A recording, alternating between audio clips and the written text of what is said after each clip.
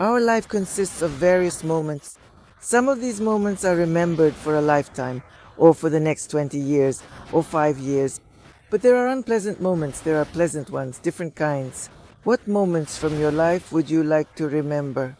Sometimes the most incredible, sometimes the most ridiculous moments in life are the ones that get remembered. Yes, somehow they stick with us.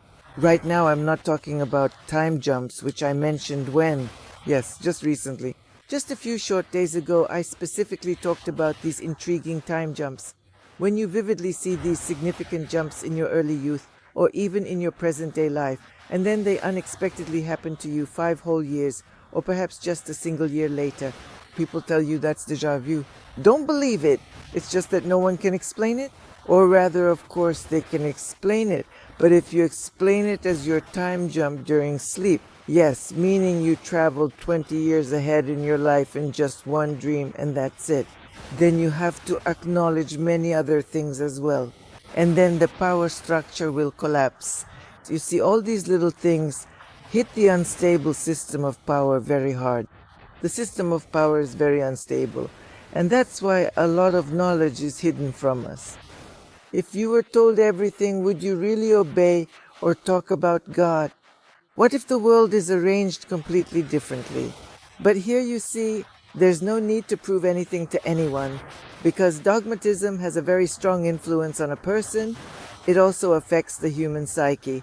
And if you pull this dogmatism out from under a person right now, meaning their faith in God, they will have nothing left and the whole world will go mad. Well, basically, that's how it is. I've been wearing this dress for 3 seasons. I wear it a lot. I travel to different places and I wear this dress. And suddenly over all 3 seasons, 3 years, over all 3 seasons, because in one summer I might be in one place twice or in another, that is wearing this dress. But that's not what I'm talking about. What happened over all 3 seasons? For the first time this season, right now in September, even though I wore it in June and in May, the same dress, men started saying things to me. I don't know how to react. That they really like my dress. Oh, what a beautiful dress you have.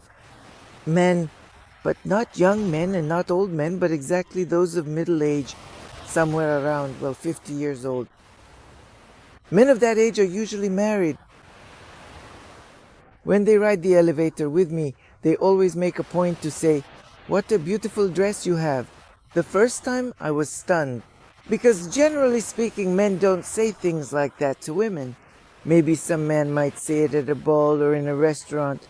"What an elegant dress you have." Not even to a lover, not even to a girlfriend, just to someone from their own group. But I'm not part of any of their groups. I don't know any of them. I'm seeing them for the first time. The English, mostly it's the English, and they say, what a beautiful dress you have." Women say it too. 3 men in a row, maybe 2 days apart. What happened? Maybe it was the full moon affecting them. Maybe something else influenced them. I can't say, but sometimes there are such funny incidents. Women say it too, but from women that's normal. Although, I'll say it again, even women didn't say this to me last year, but this year they do. That's why I'm wondering what really happened. Or, you can react to this in different ways, right? You could take it with pride, but I have nothing to do with it. It's my dress and I have nothing to do with it. If I were beautiful, that would be one thing. When it's my dress that's beautiful, that's something else entirely. Anyone can buy this dress, anyone can wear it and be just as beautiful. You understand, right? So there really can't be any pride here. It just doesn't exist. Not for anything. No, there's no reason to be proud, right? If you're wearing this dress, well, yes, it's beautiful, you like it too, and you're happy and content. But what I actually wanted to say, friends, in this context, is something else. Every story I tell always has some kind of underlying meaning and certain things that awaken your consciousness. Look, men, if they never used to say Abe, I've been wearing this for 3 seasons, but now they've started saying it, and at an age that's, a prime age, right? An active age. 50 is the prime age for a politician. So if men have started talking about this, let's think. What if their eyes are starting to open? Not at me, but at the brightness. Do you understand what I mean? If eyes are starting to open, it means the world is beginning to wake up. It means the world has a chance to stay alive. Is it necessary for our world to stay alive? That's a completely different conversation. But the very fact that this is happening is something we have to acknowledge. Men in general are a rather specific product of human creation, because on the one hand, they can feel things very subtly and, let's say, fall deeply in love with a particular woman. That's his feeling. Here, I'm not talking about love as such. I'm talking about the emotions that completely capture a man. And if a man's emotions completely take over, he loses his head and does everything he logically shouldn't do. Why were Soviet female spies sometimes chosen for their beauty and sent to all the great men? Did you know that many wealthy, extremely wealthy people, families of noble lineage, are married to Russian women with supposedly fabricated biographies? She doesn't actually have that background, but one is invented for her. And with this fabricated biography, she marries a baron, a marquis, a prince. She takes his name. And you wouldn't even know she's Russian, because from then on she starts to hide it. She simply forgets that she's Russian. But these are all our girls, the ones who were raised here. There was usually a system of convents where such girls, beautiful and intelligent, were brought up. They were given a high level of education. They were taught languages. When the country was still a backwater, these girls were taken very young. Mostly, they tried to take orphans. If she wasn't an orphan, they would make her one by force. A car accident involving the parents, a plane crash, yes, the parents. This was done for the sake of a single girl. You might say, well, maybe that's cruel. But who's asking you whether it's cruel or not?